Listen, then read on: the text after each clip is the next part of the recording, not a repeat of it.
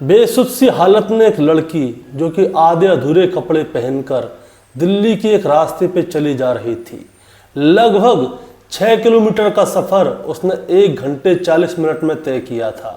और ये रास्ता दिल्ली का वो रास्ता था जहाँ पे कि बहुत सारे कैमरे लगे हुए थे, बहुत सारे लोग वहाँ से गुजरते रहते हैं। लेकिन उस 1 घंटे 40 मिनट के सफ़र में उसको ना तो किसी कैमरे ने देखा था, ना ही वहाँ पे किसी राहगीर ने देखा था। लेकिन तभी वहाँ से एक भला मानुस गुजर रहा होता है, उसके ऊपर नज़र पड़ती है और वो भला मानुस उसे तब देखता है जब वो लड़की सड़क पे बेसुध पड़ी होती है। अब उसे हॉस्पिटल लेके जाया जाता है और हॉस्पिटल में पता चलता है कि उस लड़की के साथ सामूहिक बलात्कार किया गया है। और अब इस बात की खबर पुलिस तक पहुंच जाती है। लेकिन पुलिस क्या करती है दोस्तों, इस खबर को दबा लेती है, शांत रह जाती है। लेकिन इस केस की अगुवाई एक महिला ऑफिसर को दी जाती है। वो महिला ऑफिसर होती है ऐश्वर्या सिंह। और अब जैसे ही उनकी नज़र इस केस के ऊपर पड़ती है, तभी वो तय कर लेती हैं कि जब तक वो इस केस को नहीं सुलझा लेंगी तब तक वो चैन से बैठेंगी नहीं। अब वो एक टीम का गठन करती हैं और उस टीम के सभी मेंबर्स से कहती हैं कि जिसको भी आराम की और खाने की ज़रूरत है, जो खाना खाना चाहता है, आराम करना चाहता है, वो इस केस को छोड़ सकता है। और जो इस केस को सुलझाना सा चाहता है वो सिर्फ वही मेरे साथ रहे। और दोस्तों, आखिरकार इस घटनाक्रम का खुलासा हो जाता है।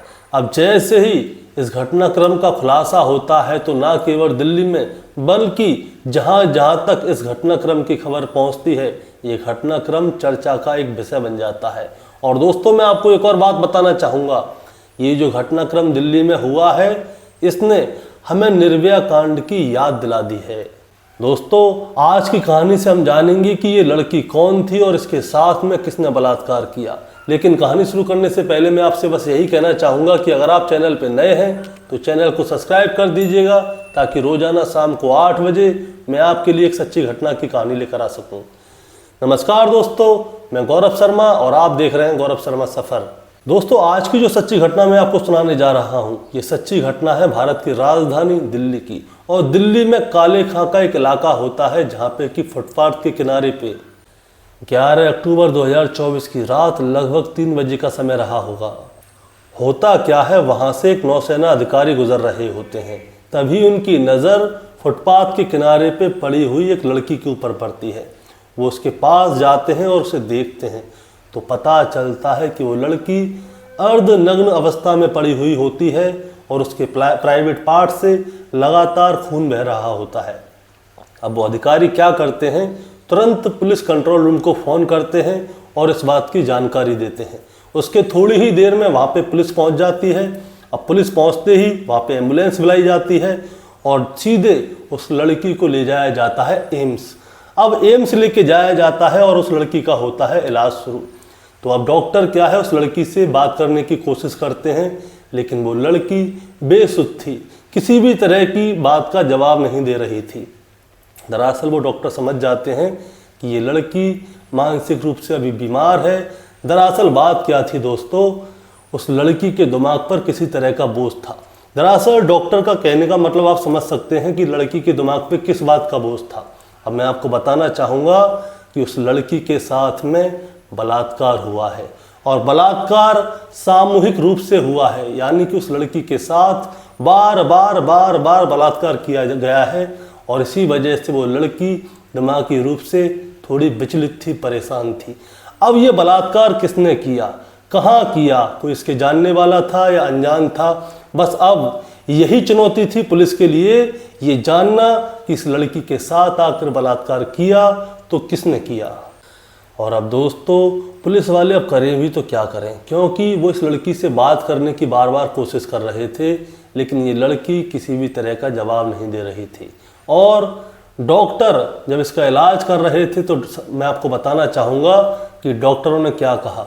डॉक्टरों ने दोबारा से यही बात कही कि अगर वो नौसेना का अधिकारी इस लड़की को नहीं देखता तो इस लड़की की मौत हो सकती थी, क्योंकि इसके प्राइवेट पार्ट से जो खून है वो बहुत ज़्यादा बह गया है। और सही समय रहते ही जो नौसेना के अधिकारी हैं उन्होंने इसको देख लिया तो पुलिस को फ़ोन किया तो इस लड़की को एम्स हॉस्पिटल में भर्ती कराया गया। अब दोस्तों पुलिस वालों के लिए ये बहुत टेढ़ी खीर हो जाती है कि इस लड़की के साथ आखिर बलात्कार किसने किया। अब क्या होता है, एसीपी ऐश्वर्या सिंह को ये केस दिया जाता है और अब वो इस मामले की जांच पड़ताल करती हैं। और अब दोस्तों एसीपी ऐश्वर्या सिंह सोच रही थी कि इस केस की शुरुआत की जाए तो कहां से की जाए, क्योंकि वो लड़की जो है दिमागी रूप से बीमार हो चुकी थी, किसी भी बात का जवाब नहीं दे रही थी। अब क्या होता है, एसीपी ऐश्वर्या सिंह के दिमाग में एक आइडिया आता है। वो क्या करती हैं, एक महिला कांस्टेबल को एक समाज सेविक बना के उस लड़की के पास भेज देती हैं। अब जो महिला कांस्टेबल थी वो क्या करती है, सिविल ड्रेस पहनती है, सादा कपड़े, और उस लड़की के पास एक समाज सेविका बन के जाती है और उस लड़की का अच्छी तरह से ख्याल रखने लगती है, खाने पीने का, उससे बातें करने लगती है, उसे घुमाती है, फिराती है और उसके मन की सारी बात उससे पूछना चाहती है। अब धीरे धीरे करके दिन गुजरते हैं तो वो लड़की जो है उस महिला के ऊपर, जो कि समाज सेविका थी, उसके ऊपर विश्वास करने लग जाती है और आखिरकार वो अपने मन की सारी बात उस महिला पुलिस वाली को बता देती है, क्योंकि उसे ऐसा लगता है कि कोई तो मेरी फरियाद सुनने वाला आया है, कोई तो मेरी तरफ से मेरे लिए बोल रहा है। क्योंकि इससे पहले जो भी उसे मिला था सब एक मतलब की तरह, मतलबी आदमी की तरह से उससे बात कर रहे थे, लेकिन आखिरकार इस लड़की ने उस महिला पुलिस वाली यानी कि उस समाज सेविका को अपने मन की सारी बात बता दी है। वो लड़की उसे बताती है कि ये उड़ीसा की रहने वाली है, इसने वहाँ पे MSW यानी कि मास्टर ऑफ सोशल वर्क में MA किया हुआ है और इसने नर्सिंग का कोर्स भी किया है। अब ये क्या करती है, MSW करने के बाद उड़ीसा में काम करने लगती है और लोगों की मदद करने लगती है और नर्स का काम भी करती है, जैसे कि मानो मदर टेरेसा करती थी। अब समय गुजरता जाता है तो इसका एक दोस्त होता है जो कि दिल्ली में काम करता है। अब वो कभी आया होगा उड़ीसा इसके घर पे, तो वो बोलता है कि तुमने इतनी अच्छी डिग्री ली हुई है और तुम्हें यहाँ पे कुछ भी पैसे नहीं मिल रहे, इससे अच्छा तो तुम मेरे साथ दिल्ली चलो, दिल्ली चलोगी तो तुम्हें क्या है, वहाँ पे बहुत सारी अपॉर्चुनिटी मिल जाएंगी और तुम अच्छा पैसा भी कमा सकती हो। तो इस लड़की के मन में भी आता है कि मैंने इतनी अच्छी पढ़ाई की हुई है लेकिन मेरे को कुछ भी नहीं मिल रहा। तो वो क्या करती है, अपने दोस्त की बात मान लेती है और उड़ीसा से अपने उसी दोस्त के साथ दिल्ली चली जाती है। अब ये लड़की दिल्ली आती है लेकिन इस लड़की को यहाँ पे कोई भी काम नहीं मिलता। अब काम नहीं मिलता तो ये अपने दोस्त के घर पे ही रहती है। अब इसके दोस्त को ऐसा लगने लगता है कि देखो यार, इसको काम तो मिल नहीं रहा और ये मेरी छाती पे पड़ी हुई है, मेरा ही खा रही है, कुछ करती नहीं ना धरती, और कमाती तो कुछ हाथ खर्च में मेरा साथ भी देती। लेकिन अब वो क्या करता है, इसका दोस्त इससे दूरी बनाने लगता है क्योंकि इस लड़की को दिल्ली में नौकरी नहीं मिल रही होती। अब ये लड़की बहुत परेशान हो जाती है और ये समझने लग जाती है कि इसका दोस्त जो है इससे दूरी बना रहा है क्योंकि इसको काम नहीं मिला। अब काम नहीं मिला तो ये क्या करती है, एक दिन अपने दोस्त के उस घर को छोड़ देती है और उस घर को छोड़कर ये सीधे जाती है किशनगढ़ और किशनगढ़ में जाकर ये ननों के साथ रहना शुरू कर देती है। जो नन क्या होती हैं, गरीब लोगों की सहायता करती हैं, उनकी हेल्प करती हैं, उनका इलाज करवाती हैं। और इस लड़की ने भी MSW किया हुआ था।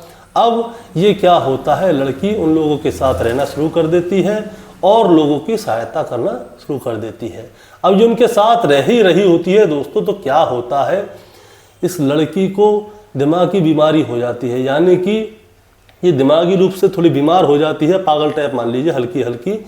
तो ये क्या करती है, आखिरकार जाकर जिन ननों के साथ ये रहती थी उन ननों को छोड़ देती है।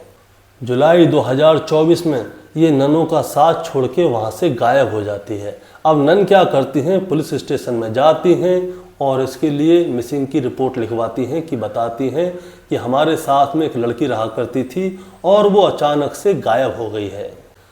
और अब दोस्तों ये लड़की क्या करती है, ये लड़की अपने लिए रहने के लिए ठिकाने ढूंढना शुरू कर देती है। अब ये ठिकाने कहाँ पे ढूंढती है, जैसे बस स्टॉप हो, बस स्टैंड हो, रेलवे स्टेशन हो, ओवर ब्रिज हो या किसी फुटपाथ के पास कोई सही सी जगह दिख जाए। लेकिन इस लड़की को एक बात का ध्यान नहीं था, दरअसल इस लड़की को ये नहीं पता था कि ये दिल्ली है और दिल्ली इतनी सेफ नहीं है, वो भी रात के समय। अब 10 और 11 अक्टूबर की रात आती है और रात का समय होता है लगभग 9 बजे का। जब ये लड़की राजघाट के पास थी तभी क्या होता है दोस्तों, रात को 9 बजे इसके पास 2 व्यक्ति आते हैं, जिनमें से एक का नाम प्रमोद उर्फ बाबू होता है, जो कि दिल्ली के नरेला में अस्थायी रूप से रह रहा होता है, लेकिन स्थायी रूप से अमरतला अंबेडकर नगर उत्तर प्रदेश का रहने वाला है। और दूसरा होता है शमसूद उर्फ राजू, जो कि दिल्ली के गांधीनगर में अस्थायी रूप से रह रहा था। वैसे ये बकरी सलौना बेगूसराय बिहार का रहने वाला है। अब इन दोनों की नज़र जो है इस लड़की के ऊपर पड़ जाती है। अब दोस्तों मैं आपको बताना चाहूँगा, जो शमसूल है वो दोनों पैरों से विकलांग होता है, यानी कि वो ठीक से चल भी नहीं सकता और इसके हाथ की हालत भी कुछ ठीक नहीं थी। और दूसरा व्यक्ति जो था प्रमोद दोस्तों, वो भी राक्षस से कुछ कम नहीं था। ये दोनों क्या करते हैं, इस लड़की के पास जाते हैं और इसे उठाते हैं और इसे अपने साथ लेकर जाते हैं। एक मेट्रो स्टेशन के पास में झाड़ियाँ होती हैं और वहाँ पर ले जाकर इस लड़की के साथ में बलात्कार करना शुरू कर देते हैं। अब ये लड़की जो है दोस्तों मानसिक रूप से थोड़ी बीमार होती है, इसीलिए ये इन दोनों का सामना नहीं कर पाती। इस लड़की को कुछ भी नहीं पता होता कि इसके साथ आखिर क्या हो रहा है। अब ये दोनों बारी बारी से इस लड़की के साथ बलात्कार करते रहते हैं जब तक कि इन दोनों का मन नहीं भर जाता। अब ये दोनों बलात्कार करके जैसे ही उठते हैं तभी वहाँ पे एक ऑटो वाला आ जाता है और उस ऑटो वाले की इन तीनों के ऊपर नज़र पड़ जाती है और वो समझ जाता है कि ये दोनों यहाँ पर क्या कर रहे हैं। ऑटो का नंबर था DL1 RAA 9327 और ऑटो वाले का नाम था प्रभु महतो, जो कि कोटला मुबारक दिल्ली का रहने वाला होता है अस्थायी रूप से, लेकिन स्थायी रूप से मोतिहारी गया घाट बिहार का रहने वाला होता है। अब ये क्या करता है, इस लड़की को अपने ऑटो में बिठाता है और जो इसके साथ में 2 दरिंदे थे जिनमें कि प्रमोद और शमसूल, इन दोनों को भी ये अपने ऑटो में बिठा लेता है और ऑटो में बिठाकर ये इन सभी को रिंग रोड फिरोज शाह कोटला की ओर लेके जाने लगता है। और वहाँ पे किला होता है, किला के पीछे एक सर्विस रोड होता है और सर्विस रोड के बगल में झाड़ियाँ होती हैं। अब क्या होता है, ये तीनों लोग मिलकर उस लड़की का फिर से बलात्कार करते हैं और बारी बारी से बलात्कार करते हैं जब तक कि इनका मन नहीं भर जाता। उसके बाद ये तीनों उस लड़की को छोड़ देते हैं और यहाँ से अपने अपने घर की ओर निकल जाते हैं। लड़की दोस्तों बेहोश हो जाती है और इसके बाद जब उस लड़की को होश आता है और अब जैसे ही उस लड़की को होश आता है, अब वो लड़की रिंग रोड से पैदल चलती चलती काले खां तक पहुँच जाती है। और अब दोस्तों मैं आपको बताना चाहूँगा, रिंग रोड से सराय काले खान की दूरी 6.1 किलोमीटर है। अब किसी भी इंसान को ये दूरी तय करने में पैदल, वो भी धीरे धीरे, लगभग 2 से ढाई घंटे का समय लग सकता है। अब ये लड़की जो है रिंग रोड से सराय काले खान तक पैदल पैदल चलने लगती है और रात को लगभग 3:15 पर इस लड़की के ऊपर एक नौसेना अधिकारी की नज़र पड़ती है और वो भी तब पड़ती है जब ये एक फुटपाथ पर बैठी होती है। और इसके बाद वो नौसेना अधिकारी पुलिस को फ़ोन करता है, पुलिस आती है, फिर इसको हॉस्पिटल लेके जाया जाता है। हॉस्पिटल में पता चलता है कि इस लड़की के साथ में बलात्कार हुआ है और ये मानसिक रूप से बीमार है। इसके बाद ये अपनी सारी कहानी एक महिला अधिकारी को बताती है। महिला अधिकारी अब क्या करती है, इस केस की जांच पड़ताल करती है और उसके बाद 10 टीमें बनाई जाती हैं और ये टीम बनती है ACP ऐश्वर्या सिंह के नेतृत्व में। उनका कहना था दोस्तों, जिस किसी को भी भूख लगती है, जिस किसी को भी आराम करना है, वो इस टीम का हिस्सा ना बने। इस टीम का हिस्सा सिर्फ वही बने जो इस लड़की को न्याय दिलाना चाहता है। और ACP ऐश्वर्या सिंह ने साफ साफ कहा था, जब तक इस लड़की को न्याय नहीं मिल जाएगा, जब तक वो चैन से बैठेंगी नहीं। अब दोस्तों टीम काम करना शुरू कर देती है। लगभग 700 कैमरों की फुटेज देखी जाती है और 150 से ज़्यादा जो है ऑटो सर्च किए जाते हैं, क्योंकि ऑटो की लीड मिल चुकी थी और साथ में एक लीड और मिली थी एक विकलांग लड़के की, जिसका नाम शमसूल था। अब दोस्तों पुलिस ने यहाँ पर काम बहुत ही बेहतरीन किया था। भले ही पुलिस को थोड़ा समय लगा, टोटल दिन लगे थे 21, लेकिन 21 दिन के बाद पुलिस ने इन तीनों दरिंदों को पकड़ लिया और पकड़ के सीधा जेल भेज दिया। और दोस्तों, अब जैसे ही इस घटनाक्रम का खुलासा हुआ तो लोगों को निर्भया कांड याद आ गया, क्योंकि ये कांड भी निर्भया कांड से कम नहीं है। और इसके बाद जैसे ही ये खबर जगह जगह फैली तो ये खबर पहुंच जाती है उड़ीसा तक, और उड़ीसा के मुख्यमंत्री दिल्ली पुलिस को फ़ोन करके कहते हैं कि इन लोगों को जल्द से जल्द सख्त से सख्त सज़ा दिलवानी चाहिए। अब दोस्तों, मैं आपसे एक बात कहना चाहूँगा, जो निर्भया के आरोपी थे उन सभी को फांसी के फंदे पर लटका दिया गया है, और अब इस लड़की के साथ में बलात्कार हुआ है। तो क्या इस लड़की के जो आरोपी हैं इन सबको भी फांसी के फंदे पे चढ़ा दिया जाएगा, या फिर ये लड़की और ये आरोपी कोर्ट कचहरी के चक्कर में पड़ जाएंगे और आखिर में ये लड़की थक हार के अपने घर चली जाएगी और ये जो आरोपी हैं वो सभी बाद में बेल पे बाहर आ जाएंगे। दोस्तों, आपका क्या कहना है, इन लोगों को फांसी पर चढ़ाना चाहिए या नहीं चढ़ाना चाहिए? दोस्तों, हम अपनी इस कहानी के माध्यम से सभी अधिकारियों से यही रिक्वेस्ट करना चाहेंगे कि इन जो आरोपी हैं, ये जो आरोपी हैं, इन सभी का मामला फास्ट ट्रैक कोर्ट में ले जाया जाए और कम से कम समय में इन तीनों को सख्त से सख्त सज़ा दी जाए। हो सके तो इनको फांसी की सज़ा दी जाए। दोस्तों, इस कहानी को सुनाने का मतलब आपको परेशान करना या विचलित करना नहीं है, बस आपको जागरूक करना है। और हाँ, एक बात और, मैं यहाँ पे 2 लोगों का नाम लेना चाहूँगा। पहली एसीपी ऐश्वर्या सिंह और दूसरे जो नौसेना के अधिकारी हैं। अगर ये आपको कहीं पे भी मिल जाए तो इनसे बहुत बहुत धन्यवाद ज़रूर बोलें, क्योंकि इन लोगों ने ऐसी परिस्थिति में उस महिला की मदद की है, उस लड़की की मदद की है। ऐसी परिस्थिति में किसी ने भी उनकी मदद नहीं की थी।